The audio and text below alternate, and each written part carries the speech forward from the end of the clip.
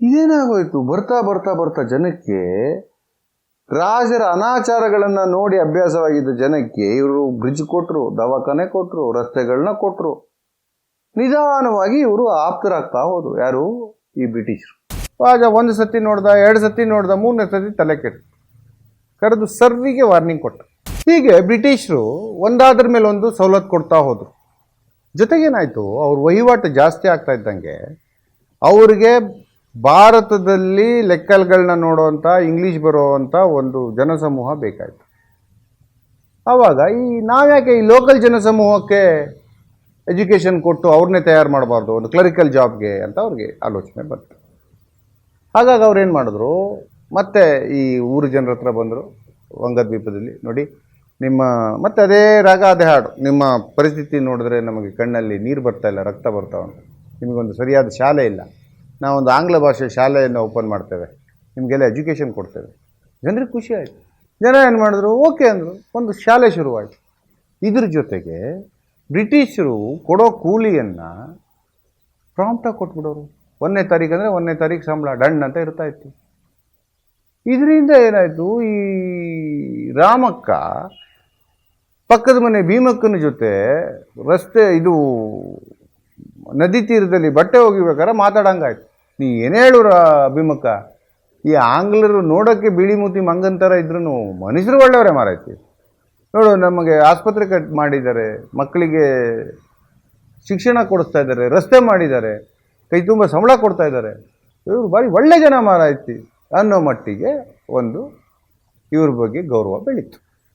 ಈ ಬ್ರಿಟಿಷರು ಎಷ್ಟು ಬುದ್ಧಿವಂತರು ನೋಡಿ. ಇವ್ರೇನು ಮಾಡಿದ್ರು, ರಾಜನಿಗೆ ಇವರು ಕೊಡ್ತಾ ಇದ್ದಿದ್ದು ಒಂದು ತೆಂಗಿನಕಾಯಿಗೆ 100 ರೂಪಾಯಿ, ರಾಜ ರೈತರಿಗೆ ಕೊಡ್ತಾ ಇದ್ದಿದ್ದು 10 ರೂಪಾಯಿ. ಇವ್ರಿಗೆ ಗೊತ್ತಿತ್ತು. ಇವರು ರೈತರ ಹತ್ರ ಹೋದರು, ಒಂದು ಕೆಲಸ ಮಾಡು ಮಾರಾಯ, ನಾವು ನಿನ್ನ ರಾಜನಿಗೆ 50 ರೂಪಾಯಿ ಕೊಡ್ತಾ ಇದ್ದೇವೆ, ಒಂದು ತೆಂಗಿನಕಾಯಿ 100 ರೂಪಾಯಿ ಅಂತ ಹೇಳಲಿಲ್ಲ, ಯಾಕಂದ್ರೆ ಅವ್ರಿಗೆ ಗೊತ್ತು ಎಷ್ಟು ಜಾಂಡ್ರು ನೋಡಿ, 50 ರೂಪಾಯಿ ಕೊಡ್ತಾ ಇದ್ದೇವೆ, ಕೆಲಸ ಮಾಡು.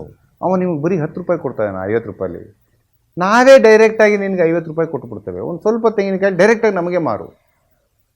ಪ್ರಜೆಗಳಂದು ಎಲ್ಲ ಮಾಡು, ರಾಜನಿಗೆ ಗೊತ್ತಾದರೆ ತೊಂದರೆ. ನೆಗೆಸು ಬಂತು ಅಂತ ಹೇಳು, ಕೊಳೆ ರೋಗ ಬಂತು ಅಂತ ಹೇಳು. ಪ್ರಜೆಗಳಿಗೆ ಹೌದು, ಇದು ಒಳ್ಳೆ ಐಡಿಯಾ ಮಾರ್ರೆ.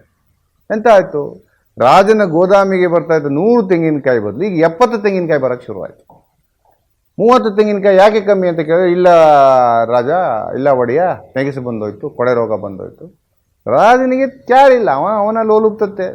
ರಾಣಿಗೆ ಯಾವ ಆಹಾರ ಕೊಡುತ್ತೆ, ಯಾವ ಹೊಸ ಹುಡುಗಿಯನ್ನು ಮದುವೆ ಆದ, 70ಕ್ಕೆ 100 ರೂಪಾಯಿ ಬರ್ತಾ ಇದೆಯಲ್ಲ, ಅವನು 70 ಕಾಯಿ, ಅವನು ಸುಮ್ಮನೆ ಆಗ್ಬಿಟ್ಟು. ಈ ಕಡೆ ಜನಕ್ಕೆ ಏನಾಯಿತು, 30 ಕಾಯಿ ಡೈರೆಕ್ಟಾಗಿ ಬ್ರಿಟಿಷರಿಗೆ ಮಾಡಿದ್ದು, ಅವರು ಪ್ರಾಂಪ್ಟಾಗಿ 50 ರೂಪಾಯಿ ಒಂದು ಕಾಯಿ ಕೊಟ್ಬಿಟ್ಟು ಇವ್ರ ಕೈಯಲ್ಲೂ ದುಡ್ಡು ಓಡೋಕ್ಕೆ ಶುರುವಾಯಿತು. ಓಡಾಡೋಕ್ಕೆ ನಮ್ಮ ಶೆಟ್ರ ಕೈಯಲ್ಲಿ, ಭಟ್ರ ಕೈಯಲ್ಲಿ, ಪೂಜಾರಿ ಕೈಯಲ್ಲಿ, ಭಂಡಾರಿ ಕೈಯಲ್ಲಿ, ಗೌಡ್ರ ಕೈಯಲ್ಲಿ ದುಡ್ಡು ಓಡೋಕ್ಕೆ ಶುರುವಾಯಿತು. ಅವರ ಹೆಂಡತಿರಿಗೆ ರೇಷ್ಮೆ ಸೀರೆಗಳು ಬಂದವು, 2 ಚೈನ್ ಬಂತು.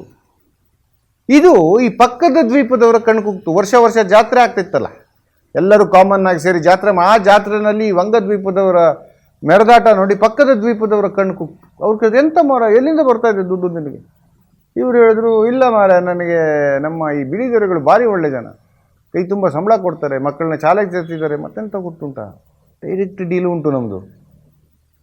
ಇದೆಲ್ಲ ಹೇಳಿದ ತಕ್ಷಣ ಈ ಲವಂಗ ದ್ವೀಪದವರಿಗೆ, ಜಂಬೂ ದ್ವೀಪದವ್ರಿಗೆ ತಲೆ ಕೆಟ್ಟೋಯ್ತು. ಅಲ್ಲಿ ಅವರವರ ಹೆಂಡ್ತಿರು ಗಂಡಂದರನ್ನ ತಿವಿಯಕ್ಕೆ ಶುರು ಮಾಡಿದ್ರು. ಅಲ್ರಿ, ಏನ್ರಿ ಮಾಡ್ತಾ ಇದ್ರಿ, ರಾಜನ ಜೊತೆ ಎಂತಕ್ಕೆ ನಾವು ವ್ಯವಹಾರ ಮಾಡೋದು, ಈ ಆಂಗ್ಲರ ಜೊತೆ ಮಾಡಿದ್ರೆ ಒಳ್ಳೇದಲ್ವ, ಅಷ್ಟು ದುಡ್ಡು ಸಿಗ್ತಾ ಉಂಟು, ಹಾಗೆ ಹೀಗೆ ವ್ಯವಹಾರ ಶುರು. ಇಲ್ಲಿ ಏನಾಯಿತು, ಈ ವಿಷಯ ರಾಜನಿಗೆ ಗೊತ್ತಾಗದೇ ಇರ್ತದ, ಅವನು ಬೇಹುಗಾರರು ಇರ್ತಾನೆ, ಅವನು ರಾಜ ತಾನೆ, ರಾಜನಿಗೆ ಗೊತ್ತಾಗ್ತದೆ.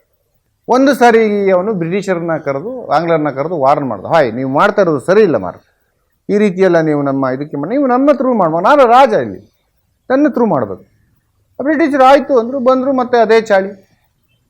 ರಾಜ 1 ಸತಿ ನೋಡ್ದ, 2 ಸತಿ ನೋಡ್ದ, 3ನೇ ಸತಿ ತಲೆ ಕೆಟ್ಟು ಕರೆದು ಸರ್ವಿಗೆ ವಾರ್ನಿಂಗ್ ಕೊಟ್ಟ. ಏನು ಹೇಳ್ದ, ಆಯಿತು, ನೀವು ವ್ಯಾಪಾರ ಮಾಡಿದ್ದು ಸಾಕು, ನಿಮಗಿನ್ನು ನಾನು ವ್ಯಾಪಾರಕ್ಕೆ ಪರ್ಮಿಷನ್ ಕೊಡೋದಿಲ್ಲ, ನೀವು ಬಿಟ್ಟು ತೊಲಗಿ, ದ್ವೀಪ ಬಿಟ್ಟು ಹೊರಟಿ. ಬ್ರಿಟಿಷರು ಬಂದು ಅಲ್ಲಿ ವಂಗದ್ವೀಪದ ಮುಖ್ಯಸ್ಥರನ್ನ, ಹಿರಿಯರನ್ನೆಲ್ಲ ಕರೆದ್ರು. ಹೇಳಿದ್ರು, ಇಷ್ಟು ವರ್ಷ ನಾವು ನಿಮ್ಮ ಜೊತೆ ವ್ಯಾಪಾರ ಮಾಡಿದೆವು, ನಮಗೆ ಭಾರಿ ಖುಷಿ ಉಂಟು ಅದರ ಬಗ್ಗೆ, ಆದರೆ ಈಗ ಅನಿವಾರ್ಯವಾಗಿ ನಾವು ಈಗ ಈ ದ್ವೀಪವನ್ನು ಬಿಟ್ಟು ಹೋಗಬೇಕಾಗಿದೆ. ಜನ ಕಂಗಾಲು, ಎಂತಕ್ಕೆ ಮಾರ, ಎಂತ ಆಯಿತು?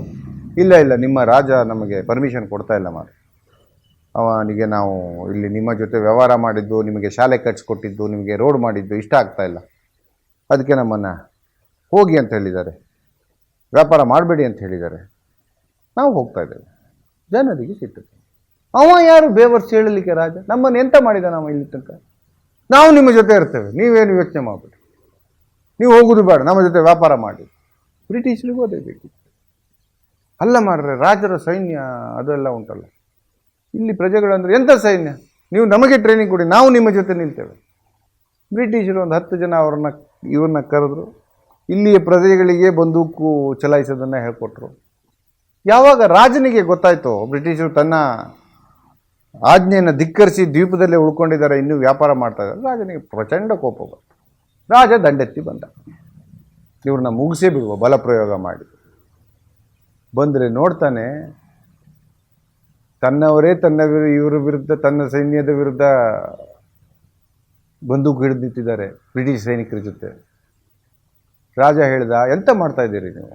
ನಾನು ರಾಜ ಪ್ರತ್ಯಕ್ಷ ದೈವ, ನನ್ನ ವಿರುದ್ಧನೇ ಹೋರಾಡೋದು ನೀವು? ತಲೆ ಉಂಟ ನಿಮಗೆ? ಪ್ರಜೆಗಳಂದ್ರು, ಆಗಿತ್ತು ಒಂದು ಕಾಲದಲ್ಲಿ, ನಮಗೆ ಯಾವಾಗ ಬೇರೆ ದಿಕ್ಕಿರಲಿಲ್ಲ, ನೀನು ರಾಜ ಆಗಿದ್ದೆ, ಇಷ್ಟನ್ನ ದೌರ್ಜನ್ಯಗಳನ್ನ ಸಹಿಸ್ಕೊಂಡಿದ್ದೆ, ಬಟ್ ನಾಟ್ ಎನಿಮೋರ್. ಈಗ ಇವರು ನಮಗೆ ಸಿಕ್ಕಿದ್ದಾರೆ. ನೀನು ಎಂತ ಮಾಡಿದೆ ಇಷ್ಟು ವರ್ಷ?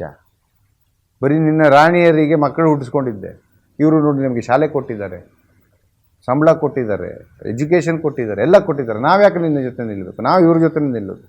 ರಾಜ ಕೋಪ ಬಂತು, ಬನ್ನಿ ಅಟ್ಯಾಕ್ ಮಾಡಿದ. ಈ ಬಂದೂಕಿನ ಮುಂದೆ ಅವನ ಕತ್ತಿ ನಡೀತದ. ಕ್ಷಣ ಮಾತ್ರದಲ್ಲಿ ರಾಜನ ಸೈನ್ಯ ಧೂಳಿಪಟ ಹಾಕಿ ಬ್ರಿಟಿಷರಿಗೆ ಜಯ ಲಭಿಸ್ತು.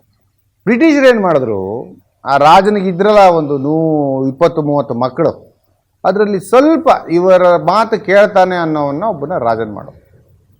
ಅವನಿಗೆ ಹೇಳಿದ್ರು, ನೋಡಪ್ಪ, ಒಂದು ತೆಂಗಿನಕಾಯಿಗೆ ನಿನಗೆ 10 ರೂಪಾಯಿ ಕೊಡ್ತೇವೆ, ನಿನ್ನ ಲೋಲುಪ್ತತೆಗೆ, ನಿನ್ನ ಅರಮನೆ ಖರ್ಚಿಗೆ ಅದು ಸಾಕು, ಆರಾಮಾಗಿರು. ಆಡಳಿತ ನಮ್ಮ ಕೈಯಲ್ಲಿ, ನಾವಿನ್ನು ಆಡಳಿತ ಮಾಡ್ತೇವೆ, ನೀನು ನಾವು ಹೇಳಿದ್ದು ಕೇಳ್ಕೊಂಡು ತೆಪ್ಪಗಿರಬೇಕು. ಅವನಿಗೇನು ಅನ್ನಿಸ್ತು, ಅರೆ ಸಾಲಿ ಮಾರ, ನಮ್ಮ ಅಣ್ಣ ತಮ್ಮನ್ನೆಲ್ಲ ತಪ್ಪಿಸಿ ನನಗೆ ಕೊಟ್ಟಿದ್ದಾರೆ ರಾಜ್ಯಭಾರ, ನನಗೆ ಅಟ್ಲೀಸ್ಟ್ 10 ರೂಪಾಯಿ ಸಿಗ್ತಾ ಇದೆ, ಇದರಲ್ಲಿ ನಾನು ಆರಾಮಾಗಿ ನನ್ನ ಐಷಾರಾಮಿ ಜೀವನಕ್ಕೆ ತೊಂದರೆ ಇಲ್ಲ. ಅವನು ಆಯಿತು ಅಂತ. ಈ ಕಡೆ ಪ್ರಜೆಗಳಿಗೇನಾಯಿತು, ರಾಜ 10 ರೂಪಾಯಿ ಕೊಡ್ತಿದ್ದ ಒಂದು ತೆಂಗಿನಕಾಯಿಗೆ, ಇವರು 50 ರೂಪಾಯಿ ಕೊಡ್ತಾಯಿದ್ರು. 50 ರೂಪಾಯಿ ಡೈರೆಕ್ಟಾಗಿ ಕೊಡ್ತಾ ಇದ್ದಾರೆ. ಅವರಿಗೂ ಇದು ಒಳ್ಳೆಯದಾಯಿತು.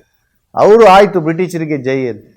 ಬ್ರಿಟಿಷರಿಗೇನಾಯಿತು, ರಾಜಂಗೆ 100 ರೂಪಾಯಿ ಕೊಡಬೇಕಿತ್ತು ಒಂದು ತೆಂಗಿನಕಾಯಿಗೆ, ಈಗ ಇವ್ರಿಗೆ 50 ರೂಪಾಯಿಗೆ ತೆಂಗಿನಕಾಯಿ ಸಿಕ್ತು.